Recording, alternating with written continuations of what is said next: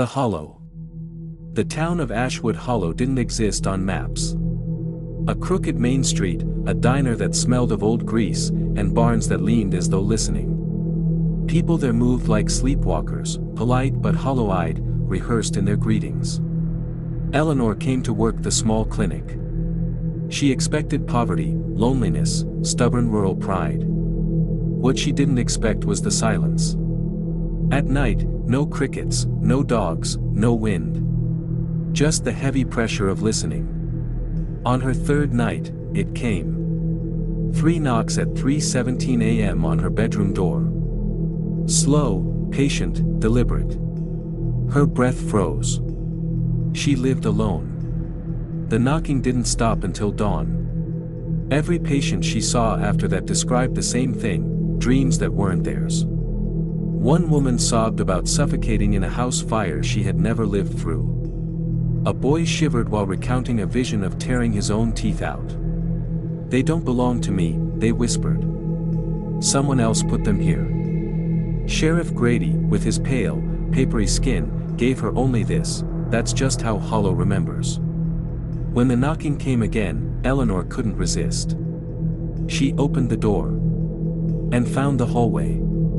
It shouldn't have existed. Her farmhouse had only 3 rooms. But here stretched an endless corridor, lined with doors that seemed to throb like veins. Behind each came whispers. Her own voice. One door murmured about a miscarriage shed never had. Another sobbed through a rope tightening around a neck shed never tied. Another laughed wildly, describing the taste of blood in her teeth. She slammed it shut. But the sound of her other selves lingered, echoing inside her skull. Grady told her the truth, or something like it. Hollow doesn't just hold the past. It holds every path. Every way you could have broken. Every way you could have died. Once you open the doors, they start opening back. She fled. Every road bent inward, returning her to the same church, the same diner, the same sagging barns. The horizon folded like paper until there was only Hollow. That night, the knocking returned. Louder.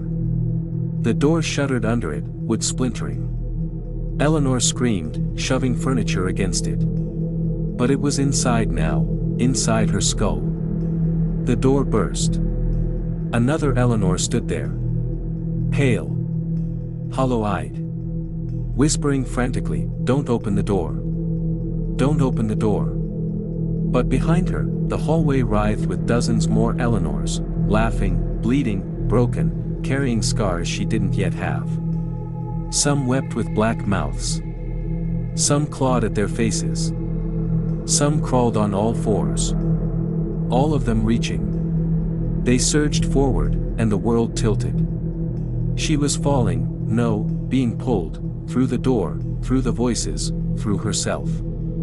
Each version wrapped around her, whispering, screaming, tearing, pulling her apart into fragments of all the lives she never lived. When she tried to scream, 50 voices came out at once. And in the diner, Sheriff Grady stirred his coffee slowly, watching the clock strike 3:17. He didn't need to check on her. He knew. Eleanor was part of the Hollow now. And the Hollow never lets go.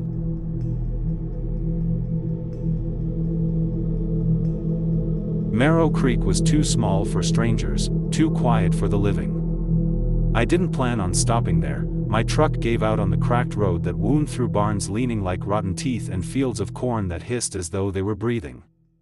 The place claimed only a few hundred residents, but from the moment I stepped out, it felt crowded. Like the land itself was swollen with more than it should carry. The locals found me before I could call for help. They were kind, but in a rehearsed way, smiles that held too long, handshakes that squeezed too tight. They told me about an inn, a 2-story husk run by a widow. Her eyes were wet and black, her voice so soft I thought maybe I was just hearing the sound of my own breath. That night, I couldn't sleep. The window latch wouldn't stay down, and each time it creaked open, a current of whispers rose from the fields. Dozens of voices, overlapping, like a congregation praying under their breath. I told myself it was the wind in the corn. But when I finally pulled the curtain aside, the corn was gone. The fields were full of figures. Rows of them. Gray skin, hollow eyes, jaws slack. They stood shoulder to shoulder, all of them staring up at me. By the time I blinked, the corn had returned. In the morning, I told the widow. She set a plate in front of me, eggs congealed, bacon pale and rubbery. Her smile showed gums black as tar, teeth that shifted in their sockets like kernels in a husk. "You're beginning to fit," she said. The days blurred. The clocks ticked too loudly, always a half beat off. I caught children squatting in the dust, scratching my name into the dirt again and again before licking the lines away until the ground was damp. Wherever I went, someone was there, standing on porches, leaning by the roadside, necks tilted too far, like dolls abandoned in mid-motion. Their eyes didn't follow me, they were already looking where I would go next. On the third night, the inn stretched itself. The hallway was longer than it had been, lined with doors that pulsed faintly, as though breathing. I opened one. Inside was my living room back home, exact in every detail. Except the family photos. My wife and daughter were gone. In their place were the people of Marrow Creek, caught mid-grin, mouths split wide until the skin of their cheeks cracked and tore. I slammed the door, but the hallway was no longer empty. They were there, pressed wall to wall. Faces gray, skin porous like damp sponges. Their mouths opened wider than a skull should allow, jaws sagging down to their chests, tendons snapping one by one. Teeth jutted forward like swollen kernels, splitting their gums. No sound came from them, but the whispers flooded me anyway, crawling into my skull, damp and cold. I tried to scream, but the air was already thick with their rancid breath. When they pressed forward, it wasn't an attack. It was an embrace. Flesh to flesh, crushing and damp, until my bones felt soft. Their mouths didn't bite. They opened against me, and something slid through, pouring into me, filling me, hollowing me out. And then I understood, with a clarity so sharp it felt like it cut. I had never stumbled into Marrow Creek. Marrow Creek had been growing inside me all along. And tonight, it finally came out.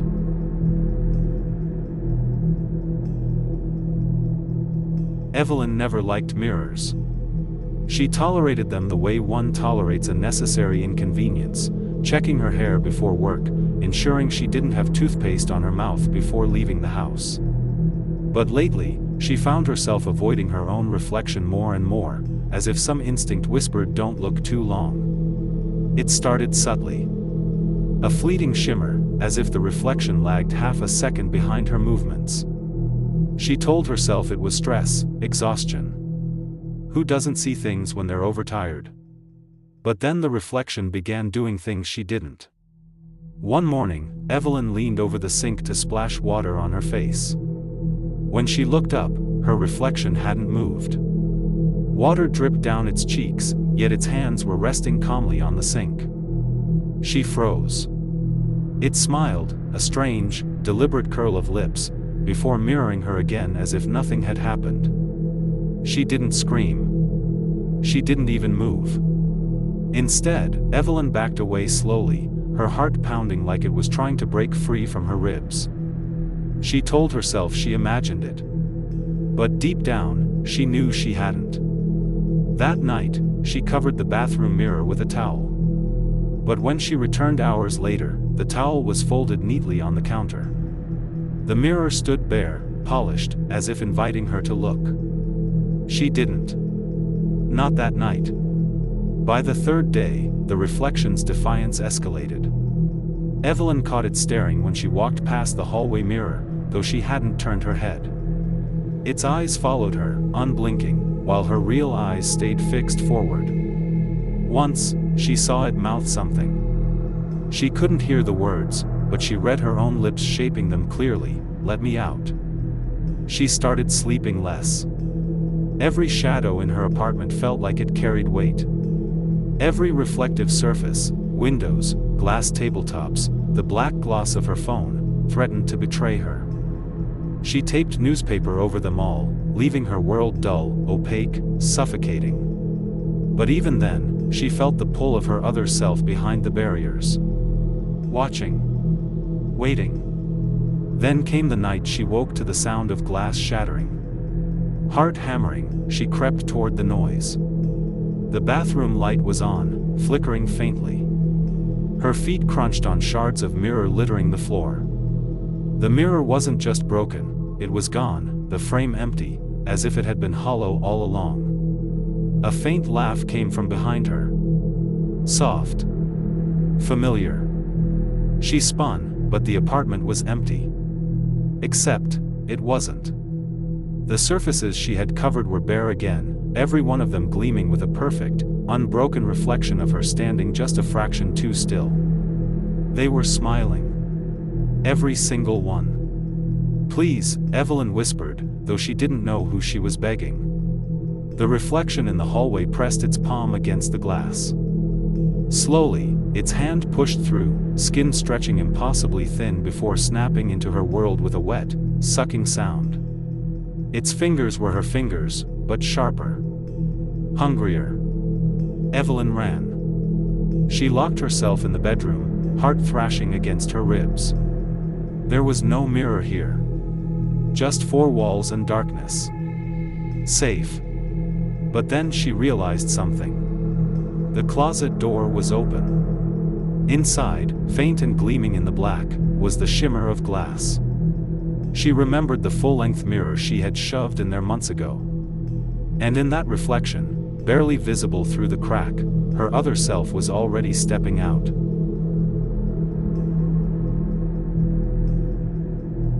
I first noticed him outside the grocery store. Just a man in a dark hoodie, standing too still by the carts. His head followed me as I walked to my car. I told myself I was imagining it, people look. People stare. But then he was there again, a week later. At the gas station this time. Standing by the pumps, not buying anything. His hood shadowed his face, but I swear I saw his lips curl into the faintest grin when I looked up. I started taking different routes home. Checking over my shoulder. Every squeal of tires, every shuffle of feet behind me set my heart racing. And still, he found me. Always at the edge of my vision. At the bookstore, down the street from my apartment, even once across from my office window, just a black silhouette leaning against a lamppost. I bought heavier locks. I kept a knife in my nightstand.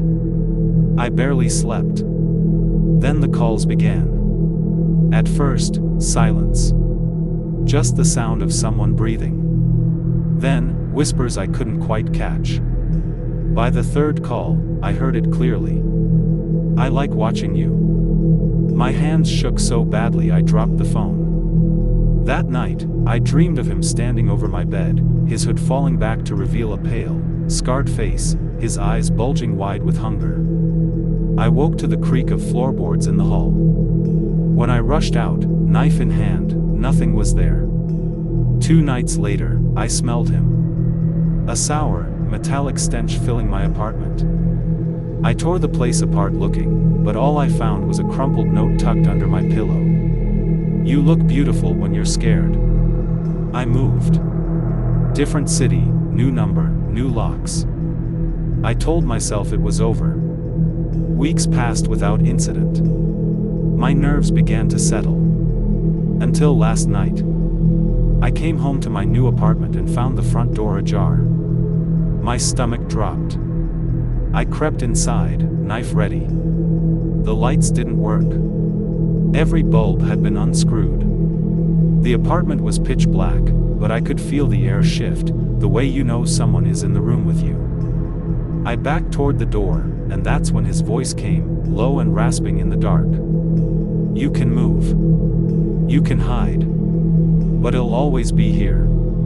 Something cold brushed against my ankle. I screamed and bolted outside, barefoot, sprinting down the hall until my lungs burned. The police searched, of course. They found nothing. No forced entry, no footprints, no fingerprints. Just a single Polaroid taped to the inside of my closet door. It was me, taken from above as I slept.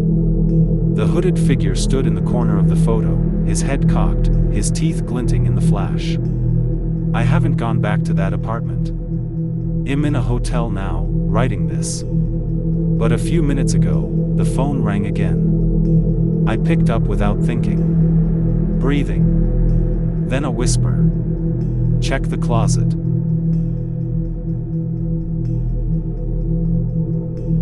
I woke up to the sound of dripping.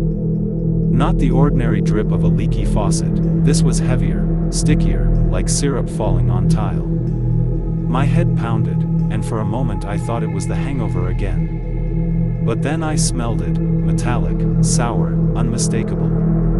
Blood. When I opened my eyes, the room was wrong. It looked like my apartment, but stripped of warmth. The walls were bare plaster, veins of mold curling like arteries. My furniture was ruined, split open, stuffing spilling out like fat from a torn belly. And in the center, nailed to the ceiling with rusted spikes, was something that used to be human. Its torso was inverted, arms dangling, skin flayed to expose twitching tendons. Dripping came from its jawless mouth, threads of tongue swinging like wet rope. Blood pattered to the floor, splashing my bare feet. I wanted to scream, but my throat clenched shut. I don't remember walking to the kitchen, but suddenly I was there. The refrigerator hummed with an ugly vibration. Inside were jars, each filled with something floating in preservative liquid, fingers, eyes, a strip of face. On the bottom shelf, like a prized cake, a heart still faintly pulsed. My reflection in the chrome handle wasn't mine. The eyes too wide, too hungry, teeth red and sharp. Chains rattled down the hallway. My bathroom door was shut, something thudding from the other side. I pressed my ear against the wood. The voice was my own. Let me out. You locked me in. You know what you did. I turned the knob. The smell hit me, rotting meat mixed with bleach. The tub brimmed with bodies, faces bloated, skin melting like wax. My own face stared from the top, lips sewn with black thread, eyes rolling, alive but pleading. I slammed the door, but bones still ground like gears. In my bedroom, the sheets were soaked dark. Something moved beneath them. When I pulled them back, I saw her, Elise. My girlfriend. Or what was left. Her torso a hollow cavity, ribs spread wide like a trap. Inside, my severed hands clutched her organs like toys, fingers flexing though no longer mine. Her head rolled aside. Her mouth opened, and in my voice whispered, "You've always been here. You always will be." I screamed until my throat bled. The walls breathed, plaster cracking to reveal meat beneath. Veins bulged across the ceiling. The nailed corpse dropped from above, landing inches away. Its eyes opened, mine. I ran. Down a hallway stretching far beyond the building. The floor slick with blood. Doors lined the corridor, behind each one something scraped. I knew if I opened any, I'd find more of me. At the end stood a mirror. I staggered toward it.